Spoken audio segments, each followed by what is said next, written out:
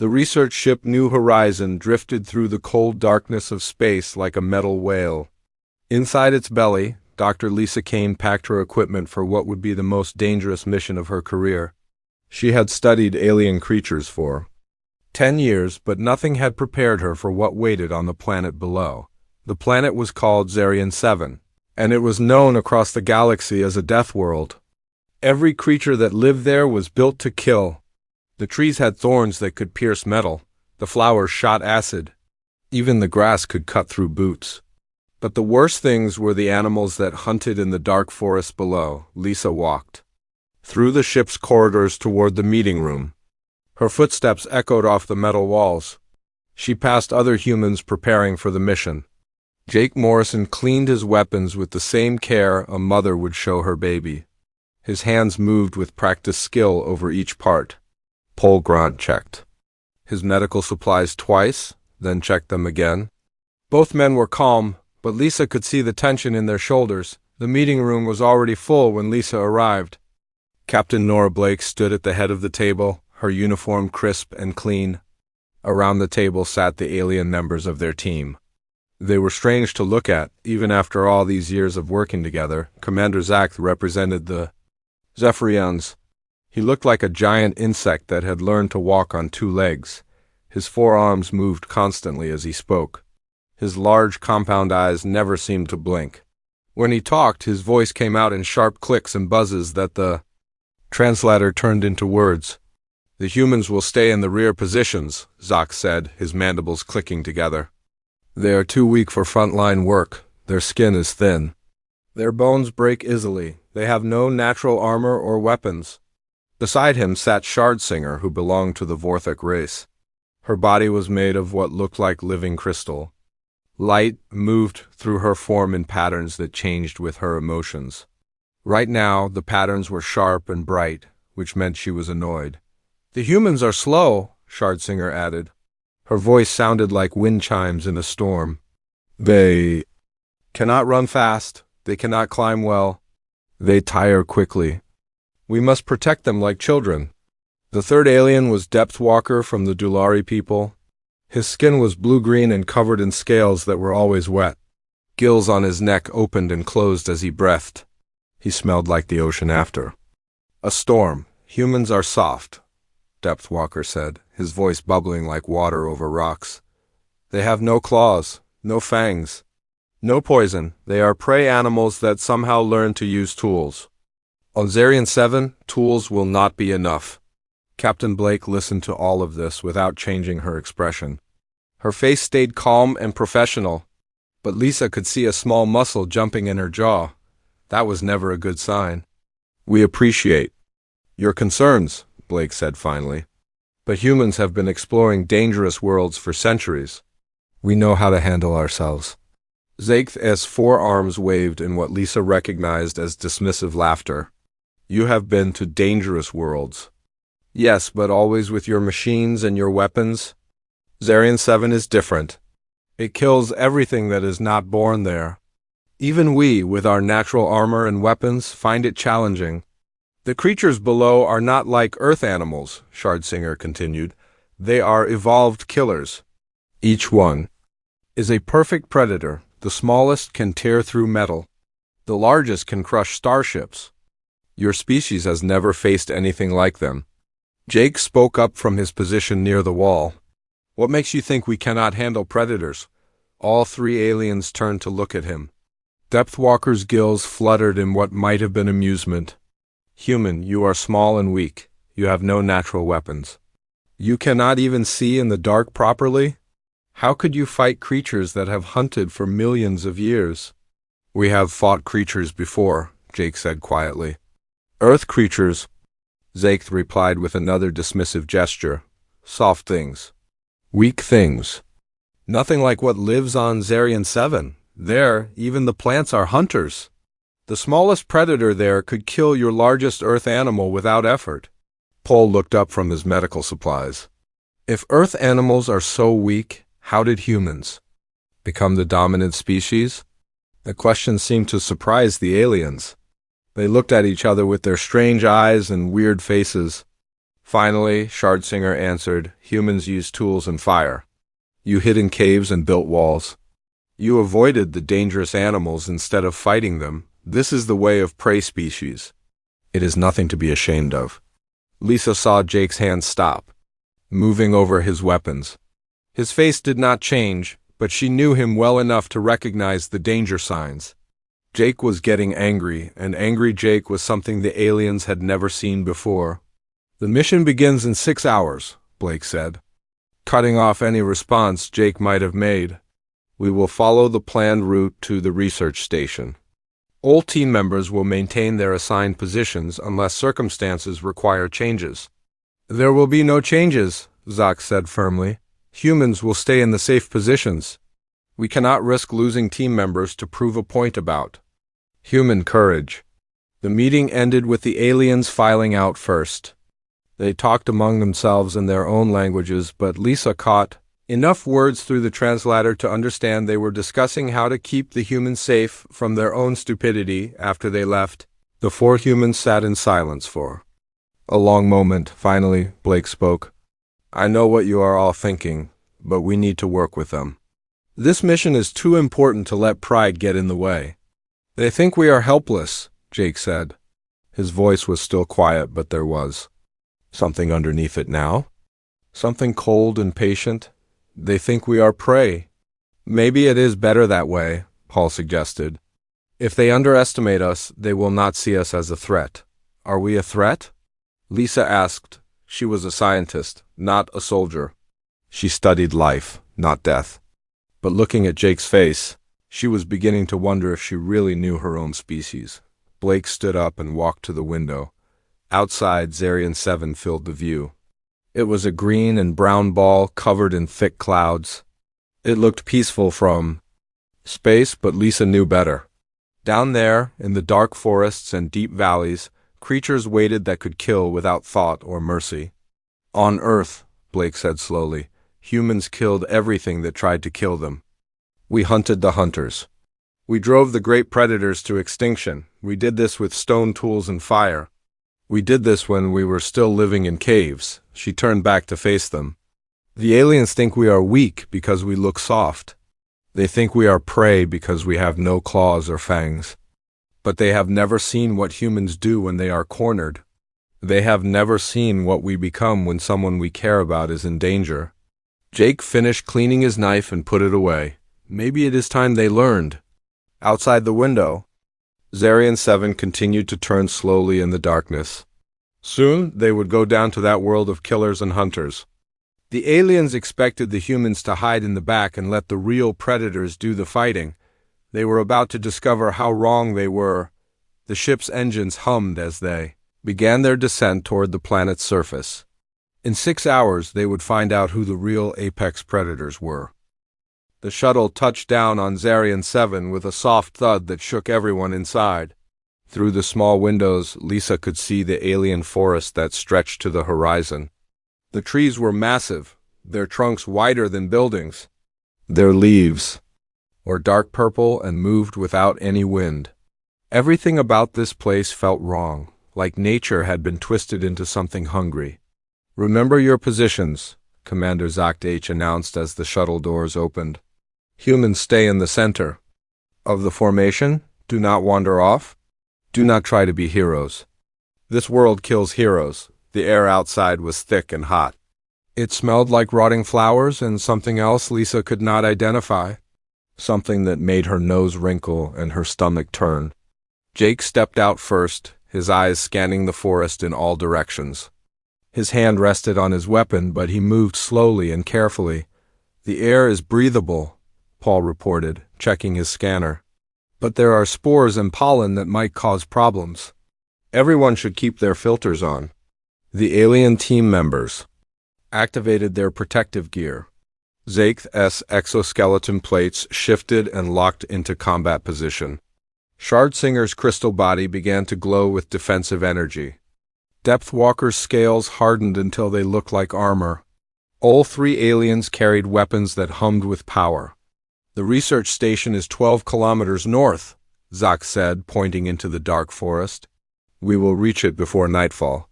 If we move quickly and do not encounter major obstacles. Major obstacles? Lisa knew he meant the creatures that lived in these woods. The things that had killed the previous research team. The things that made this world famous across the galaxy for all the wrong reasons. They began walking through the forest in formation. The aliens took the front and sides, their weapons ready. The humans stayed in the middle, supposedly protected from danger. But Lisa noticed that Jake kept looking at everything with the same intensity he showed when cleaning his weapons. Pole watched the ground for tracks and signs. Even she found herself studying the way the trees grew and how the light fell through the leaves. The forest is too quiet, Depthwalker observed after they had walked for an hour. His wet scales reflected the strange purple light that filtered through the canopy. On most worlds, there are sounds. Birds, insects, small animals, here there is nothing. Maybe the animals are afraid of us, Paul suggested. Shardsinger's crystal form flashed, with what Lisa recognized as amusement. More likely they are hunting us. On Zarian 7, prey makes noise. Predators stay silent. They continued walking. The path was barely visible, just a break in the massive tree trunks and thorny undergrowth. Every step took them deeper into the alien wilderness. Lisa tried to stay calm, but her heart beat faster with each passing minute. This place felt like it was watching them. Then Jake stopped walking. "Something is following us," he said quietly. All three aliens spun around, weapons raised. Their scanners beeped and clicked as they searched for threats. But the readings showed nothing unusual. "Human sensors are weak," Zoct H said dismissively. "Our equipment would detect any large predators." "You are imagining things?" Jake did not argue. He just kept walking, but Lisa saw how his shoulders tensed. She had worked with him long enough to know that Jake was never wrong about things like this. 20 minutes later, they found the first sign of the creature that was hunting them. A tree trunk, 3 meters wide, had been marked with claw scratches. The gouges were deep enough to put a human hand inside. Whatever had made them was big and strong. "Ravenclaw," Depthwalker whispered, his gills fluttering with fear. 12 feet tall, armored hide. Claws that can cut through starship hull. One of the mid-level predators. "Mid-level?" Lisa asked. "There are worse things in these woods," Shardsinger replied. "Much worse." Zack raised his weapon and motioned for everyone to stay close. "We continue, but with maximum caution. Humans, stay exactly where you are. Do not move unless we tell you to move." They walked for another hour. The forest grew darker as the alien sun moved across the sky. The purple light faded to deep violet, then to black. Strange sounds began to echo through the trees. Howls and screams and things that might have been laughter. Then it appeared, the Ravenclaw stepped out from behind a tree trunk so large it had hidden the creature's entire body. It was everything the aliens had said and more. 12 feet of muscle, and bone and razor-sharp death. Its hide was covered in plates that looked like natural armor. Its claws were longer than Lisa's arms. Its eyes were yellow and hungry. "Defensive formation," Zoct H commanded. "Humans, get behind us now." The aliens moved into a triangle around the humans, their weapons charged with high-pitched whines. Energy crackled between their hands and along their armor. They looked ready for war. The Ravenclaw studied them with those terrible yellow eyes. It did not seem afraid of the weapons or the armor. It seemed to be deciding which one to kill first. "It is young," Depthwalker observed. "Maybe only 300 years old. Still learning to hunt?" "Young or not, it can kill us all," Shardsinger replied. Her crystal body blazed with defensive light. "Everyone stay calm. Do not run. Running triggers the hunting instinct." Lisa felt her hands shaking. She tried to control her breathing. But the creature was so big and so obviously deadly that her body refused to listen to her mind. Behind her, she heard Paul's medical scanner beeping softly as it monitored his vital signs, but Jake was different. Jake stood perfectly still, watching the creature with the same intensity he had shown all day. His breathing was slow and steady. His hands were relaxed. He looked like he was studying a problem that needed solving. The Ravenclaw made its decision. It roared, showing teeth like white daggers, and charged straight at them. The aliens opened fire. Their weapons sent streams of energy that lit up the forest like lightning.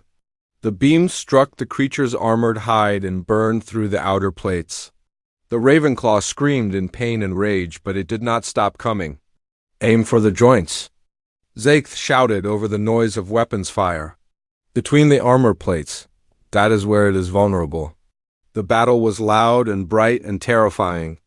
The Ravenclaw moved faster than something that size should be able to move.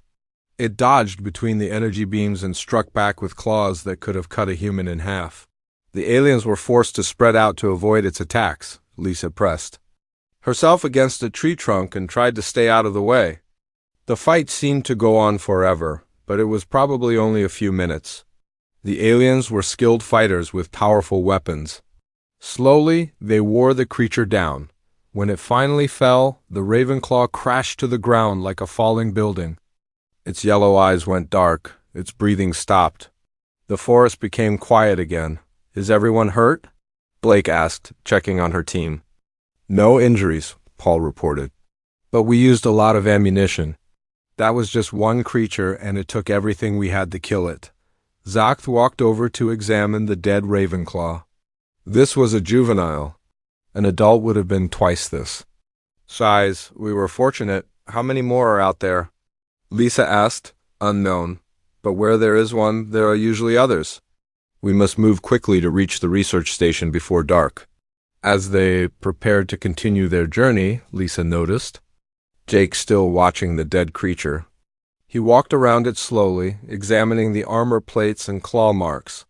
His face showed the same expression he wore when solving difficult problems. "What are you thinking?" she asked quietly. Jake looked up at her with eyes that seemed different.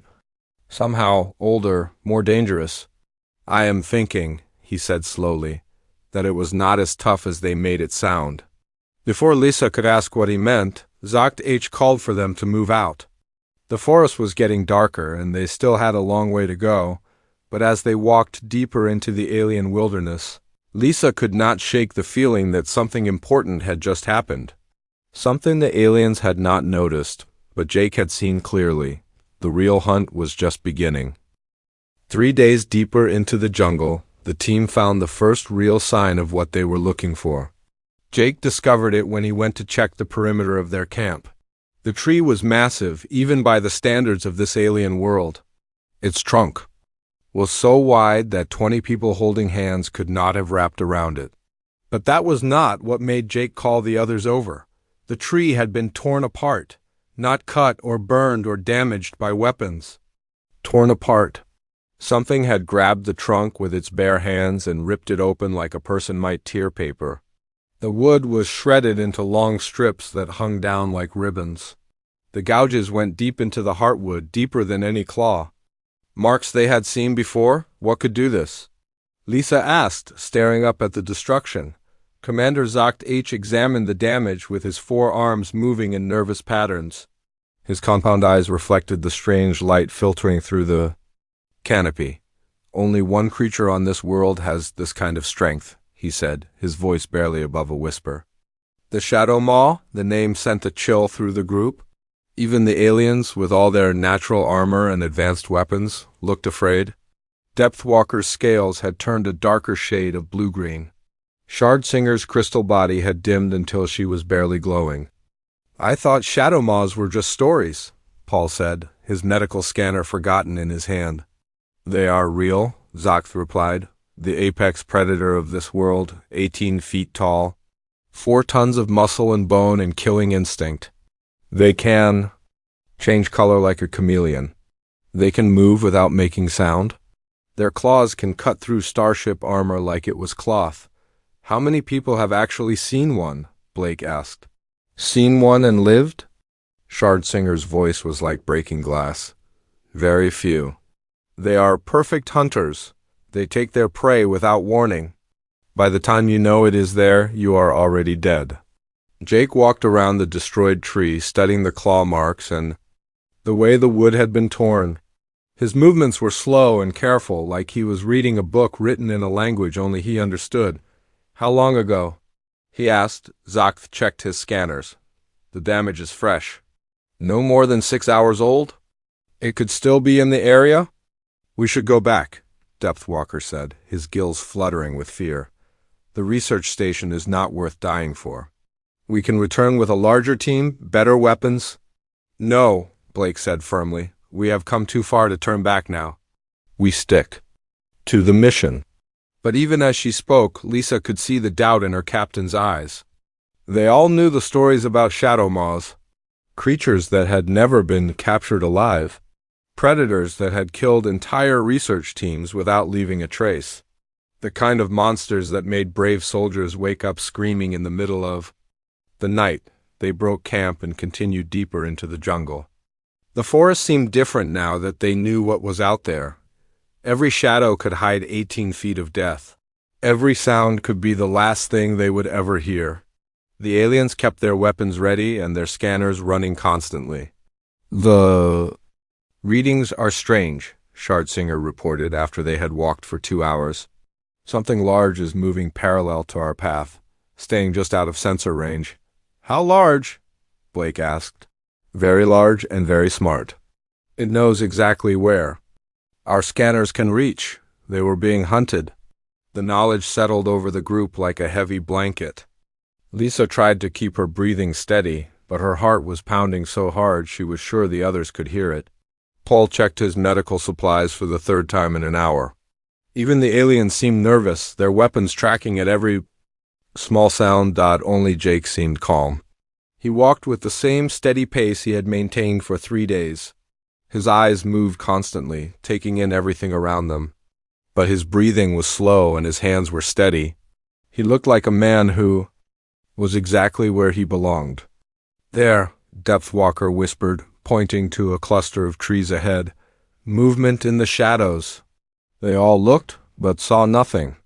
The forest was dark and full of shifting patterns of light and shadow. Anything could be hiding in there. Anything. Could be watching them. We should call for pickup, Zakth said. The shuttle can reach us in 20 minutes. 20 minutes is too long, Shardsinger replied. If it decides to attack, we will have seconds to respond. Then we make our stand here, Blake decided. Form a defensive circle, keep the scanners running. If it comes for us, we hit it with everything we have. They arranged themselves in a tight formation, weapons pointing outward. The aliens activated their most powerful sensors and began scanning the forest in all directions. For several minutes, nothing happened. The jungle was quiet except for the distant sounds of alien birds and the whisper of wind through the strange leaves. Then Lisa saw it. A shadow moved between the trees, too large and too purposeful to be anything natural. It was there for just a moment, then gone again. But in that brief glimpse, she saw something that made her blood turn to ice. The shadow maw was bigger than anything they had described, much bigger. It moved through the forest like flowing water, silent and deadly. Its hide shifted color too, matched the surroundings, making it almost invisible. Only its eyes gave it away, yellow and hungry, and fixed on their small group. Contact, she whispered. The aliens spun their weapons toward where she was pointing. But the creature was already gone. Their scanners showed nothing. It was like fighting a ghost. Where is it? Zakth demanded. Everywhere, Jake said quietly. It is circling us, testing our defenses. Looking for weakness. How do you know? Shardsinger asked. Jake pointed to a broken branch 20 feet away. It was there 30 seconds ago. Now it is over there, he pointed to a different spot. It is learning how we move, how we think. It is deciding which one of us to kill first. The aliens looked at him with their strange eyes, not understanding how a human could know such things. But Lisa had worked with Jake long enough to trust his instincts. If he said the creature was hunting them, then it was hunting them. We need to move, Blake said. Find open ground where it cannot hide. No, Jake replied. Open ground is where it will attack. Here, in the trees, we have cover, we have options. You want to stay here? Depthwalker asked, his voice bubbling with panic. With that thing out there? That thing is going to attack whether we stay or go, Jake said. The question is whether we face it on our terms or its terms. Before anyone could respond, the forest exploded into motion. The Shadow Maw burst from the shadows like a living nightmare. 18 feet of muscle and claws and killing fury. Its roar shook the trees and made the ground vibrate under their feet. The aliens opened fire immediately. Their weapons sent streams of energy that lit up the forest like a lightning storm. But the creature was already moving, its camouflaged hide making it hard to target.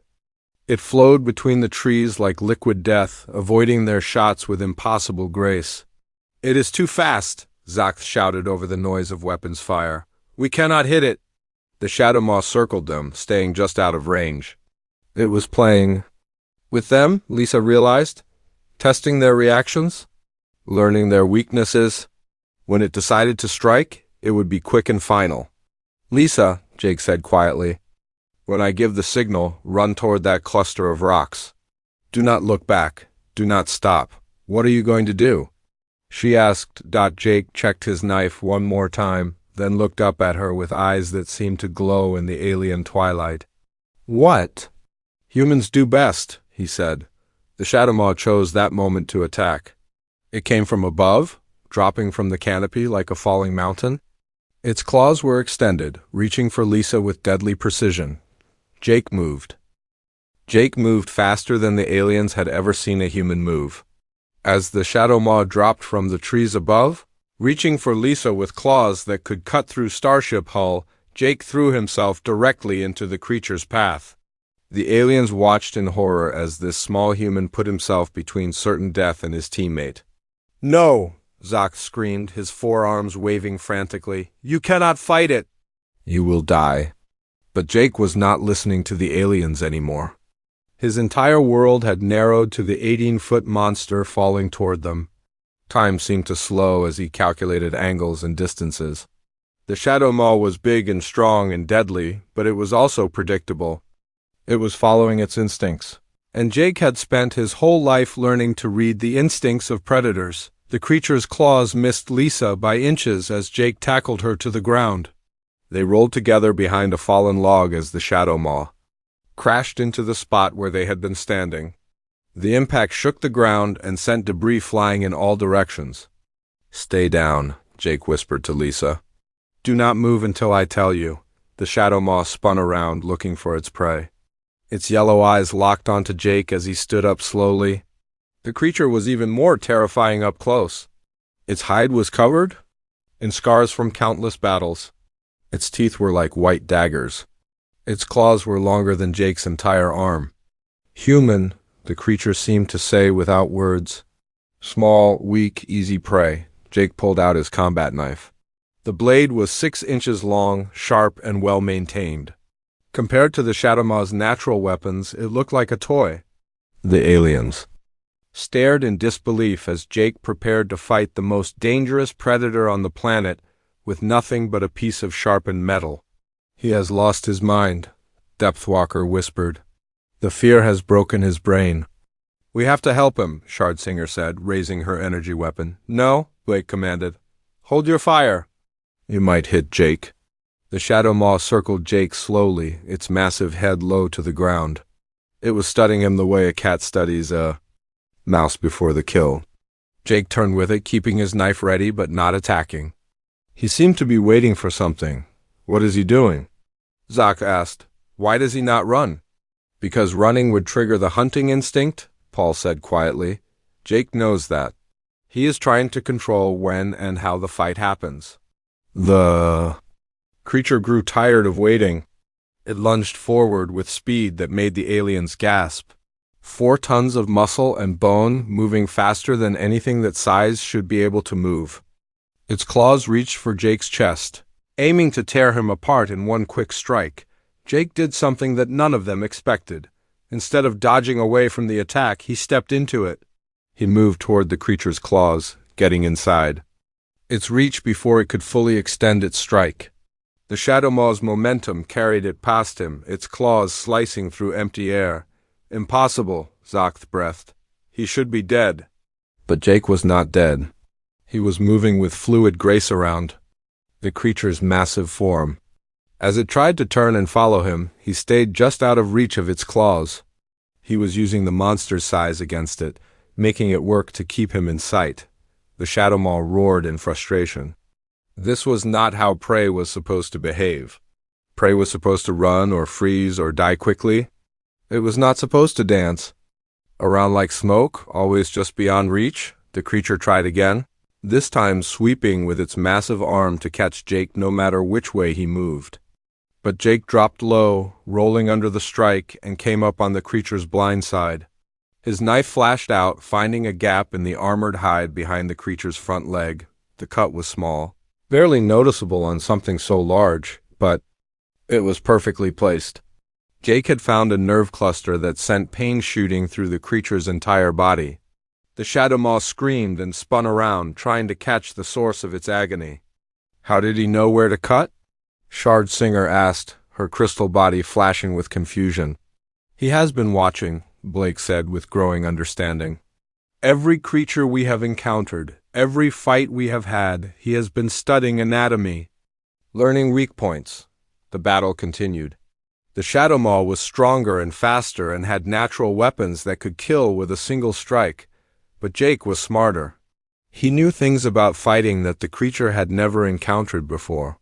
He understood leverage and momentum and how to use an opponent's strength against itself. Every time the creature attacked, Jake was somewhere else. He moved like water, flowing around the monster's strikes. When he did attack, it was always at exactly the right spot. A cut behind the knee that made the creature stumble. A strike at the base of the neck that made it hesitate. Each wound was small, but they added up. This is impossible, Zach said, his voice filled with awe and terror. No creature should be able to fight a Shadow Maw like this. It goes against everything we know about predator and prey. Maybe, Paul said quietly. We do not know as much as we thought we did. The fight had been going on for 10 minutes. The Shadow Maw was bleeding from dozens of small cuts. Its movements were becoming slower and less coordinated. But it was still a 4-ton killing machine. And Jake was still just a human with a knife. The creature seemed to realize that its usual tactics were not working. It stopped trying to catch Jake and instead began to use its environment. It grabbed a tree trunk and swung it like a club. Jake barely dodged as the massive piece of wood crashed into the ground where he had been standing. Now it is thinking, Jake said, breathing hard but still focused. That makes it more dangerous. The Shadow Maw picked up another tree and hurled it at Jake. This time he could not dodge completely. The trunk caught him in the shoulder and sent him spinning through the air. He hit the ground hard and did not get up immediately. Jake, Lisa screamed. The creature saw its opportunity. It charged forward, claws extended, ready to finish the fight. Jake rolled to the side, but he was hurt and slower than before. The Shadow Maw's claws raked across his back, tearing through his clothes and into his skin. Blood flowed from the wounds, but Jake did not stop moving. He used the creature's momentum against it again, grabbing onto its forearm as it tried to pull back. The Shadow Maw tried to shake him off, but Jake held on with grim determination. What is he doing now? Depthwalker asked. Something stupid, ZZAKTH replied, or something brilliant. With humans, it is hard to tell the difference. Jake pulled himself up the creature's arm like he was climbing a tree. The Shadow Maw tried to grab him with its other hand, but Jake was too close to its body. It could not reach him without hurting itself. He reached the creature's shoulder and did something that made all the aliens gasp. He wrapped his arms around the Shadow Maw's neck and began to squeeze. A chokehold, Blake whispered. He is trying to choke it out. The creature went wild. It thrashed and spun and tried everything to dislodge the human clinging to its neck. But Jake held on with the desperation of a drowning man. His arms tightened around the creature's throat, cutting off its air supply. It will not work, Zakth said. The creature is too strong. It will tear him off. But as the minutes passed, the Shadow Maw's struggles grew weaker. Its roars became gasps. Its mighty claws reached frantically for Jake, but could not quite reach him. The perfect predator was slowly being strangled by a creature it had dismissed as harmless prey. The aliens watched in stunned silence as the most dangerous hunter on Zarian 7 slowly collapsed to its knees. Jake held on with relentless pressure. his face set in lines of grim determination. He looked like death itself, patient and inevitable. The Shadowmaw's struggles grew weaker and weaker. Its yellow eyes began to dim. The creature that had terrorized this world for millions of years was being killed by a human using nothing but anatomy knowledge and the will to never give up. With a final, gasping breath, the Shadowmaw fell forward and did not move again. Jake held on for another 30 seconds, making sure the creature was truly dead. Then he released his grip and slid down to the ground. He was covered in blood, both his own and the creature's. His clothes were torn and his breathing was labored, but he was alive. And the apex predator of Zarian 7 was dead. The aliens stared at him in absolute silence, their minds struggling to process what they had just witnessed. Everything they thought they knew about humans, about predators, about the natural order of things had just been proven wrong. Jake wiped his knife clean and put it away. Then he walked over to check on Lisa. "Are you hurt?" he asked, his voice as calm as if he had just finished a routine training exercise. Lisa could only shake her head. She was looking at Jake like she had never seen him before, like she was seeing her own species for the first time, and maybe the aliens thought as they watched this blood-covered human tend to his teammate, maybe she was. The silence stretched on for long minutes after the Shadowmaw fell. The great predator lay motionless on the forest floor, its yellow eyes staring at nothing.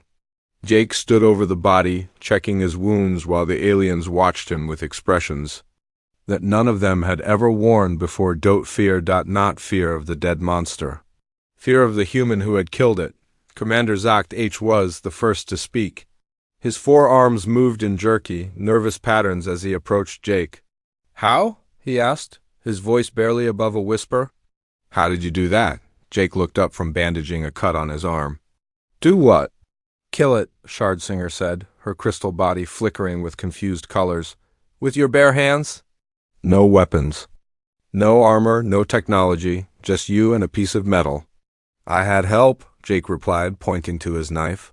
"And Lisa distracted it at the right moment." "I did not distract anything," Lisa said quickly.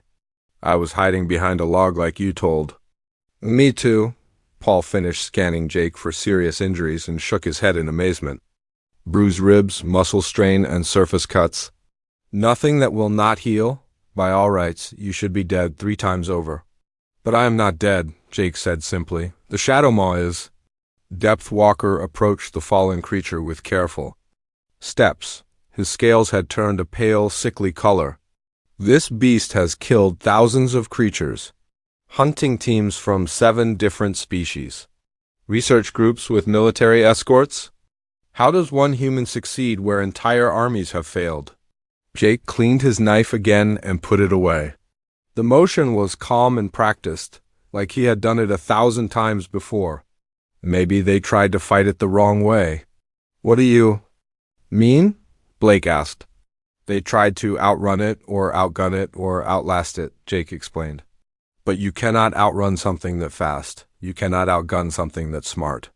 And you cannot outlast something that patient. So you have to do something else." "Which is what?" Zacht demanded.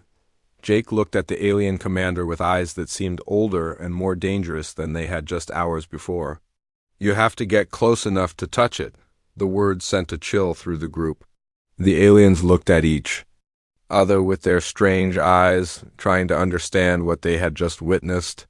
For their entire lives, they had believed certain truths about the universe.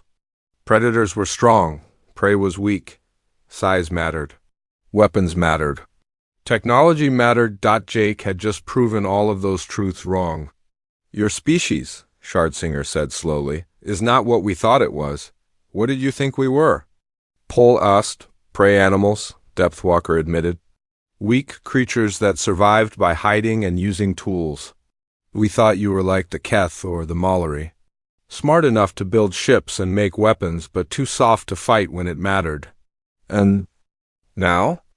Blake asked. The 3 aliens looked at Jake, then at the dead Shadowmaw, then back at Jake. Zaith's mandibles clicked nervously as he spoke. "Now we think we may have made a terrible mistake." They made camp near the creature's body. "Not because They wanted to, but because Jake insisted they needed to study it while the tissue was still fresh. He spent an hour examining the shadow maw's anatomy, taking notes about muscle structure and joint placement and nerve clusters. "What are you learning?" Lisa asked. "How it moved. How it thought? How it hunted?" Jake pointed to scars on the creature's hide. "See these marks? Other predators tried to fight this thing and lost. But they all made the same mistake." "Which was?" "They tried to match its strength. They went claw to claw, fang to fang. But that is not how you beat something bigger than you." Jake traced a finger along one of the creature's massive arms. "You make it work against itself. You use its size and speed and power as weapons against it." Jake had been listening to this conversation with growing unease. Finally, he could not stay quiet any longer. "Human Jake," he said, "I must ask you something, and I need you to answer truthfully." "Ask. When your species evolved on Earth, what did you hunt?" Jake thought about this for a moment. "Everything. Anything that could be caught. Small animals, large animals, predators, prey. If it moved and had meat on it, humans hunted it." "Even creatures larger than yourselves?" "Especially creatures larger than ourselves," Paul interjected. "Mammoths, giant bears, saber-toothed cats. If it was big enough to feed the tribe, humans found a way to kill it." Schardsinger's crystal form dimmed to almost nothing. "With primitive weapons? Spears, stones, traps, fire?" Jake shrugged. "Whatever worked." "And did you eat them?" Depthwalker asked, his voice very quiet. "Of course. Why else would we hunt them?" The aliens exchanged looks that Lisa was beginning to recognize. They were not just afraid anymore. They were terrified. The same way a deer might feel if it suddenly realized it was talking to a pack of wolves. "There's something else I must know," Zox said. "When humans hunt in groups, how do they behave?" Blake answered this time. "We coordinate. We plan. We work together to bring down prey that no single human could handle alone. And if one member of the hunting group is threatened, the others protect them," Jake said, "at any cost. Even if it means fighting something much larger and more dangerous than themselves? Especially then." The aliens went very quiet. They huddled together and spoke in their own languages, their voices too low for the human translators to pick up. But Lisa could guess what they were discussing. They were realizing that everything they thought they knew about humans was wrong. Humans were not weak prey animals who had gotten lucky with technology.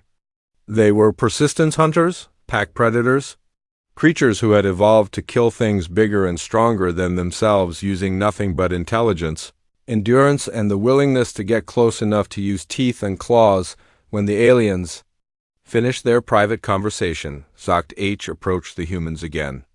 His entire posture had changed. He no longer moved with the casual confidence of a superior species dealing with primitives. He moved like someone who had just realized he was surrounded by apex predators. "We will be filing a report when we return."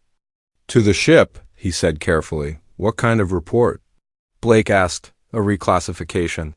Humans will no longer be listed as a junior species requiring protection. You will be moved to a different category." "Which category?" Azacus mandibles clicked together several times before he answered. "Potential threat, that seems a bit extreme," Lisa said. "Jake killed one creature. That does not make all humans dangerous." "Does it not?" Schardsinger asked. "Tell me, Dr. Kane, how many humans are there in your species?" "About 8 billion. "And, how many of them have Jake's training and skills?" Lisa thought about this. Jake was military, but so were millions of other humans. He was strong and smart and skilled, but so were countless others. Earth was full of soldiers and hunters and athletes and people who made their living by being physically capable. "A lot," she admitted. "And how many of them would do what Jake did if someone they cared about was in danger?" Lisa looked at Jake, then at Paul, then at Blake. She thought about human history, about the stories of ordinary people doing extraordinary things when their families or friends were threatened, about mothers lifting cars off their children, about fathers fighting impossible odds to protect their loved ones, about soldiers charging into battle against overwhelming odds because their brothers in arms needed help. "All of them," she said quietly. The aliens nodded slowly, their worst fears confirmed. That, Depthwalker said, is what makes you terrifying. They reached the research station the next morning. The automated systems were still running, collecting data about the planet's ecosystem. But there were no researchers left alive. The Shadow Maw had found them weeks ago. As they prepared to return to their ship, Zox pulled Blake aside for a private conversation.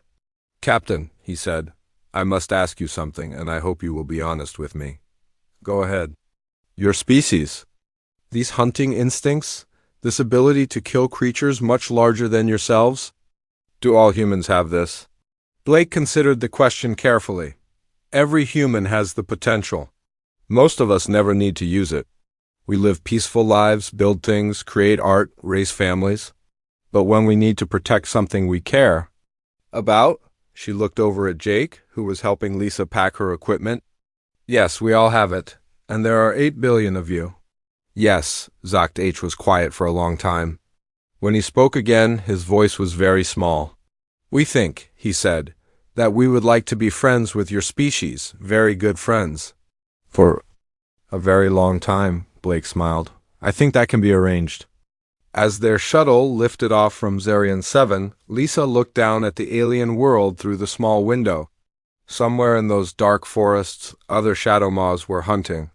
Other apex predators ruled their territories with fang and claw, but none of them were as dangerous as the quiet human sitting across from her, cleaning his knife with the same care he had shown every day of the mission. The aliens had learned something important on this trip. They had learned that the galaxy's most dangerous predator did not have claws or fangs or armor plating. It had tool-using hands, pattern recognition intelligence, and the patience to get close enough to touch you, and there were 8 billion of them scattered across the stars, each one willing to kill anything that threatened their pack. The aliens were right to be afraid, but they were also right to want to be friends.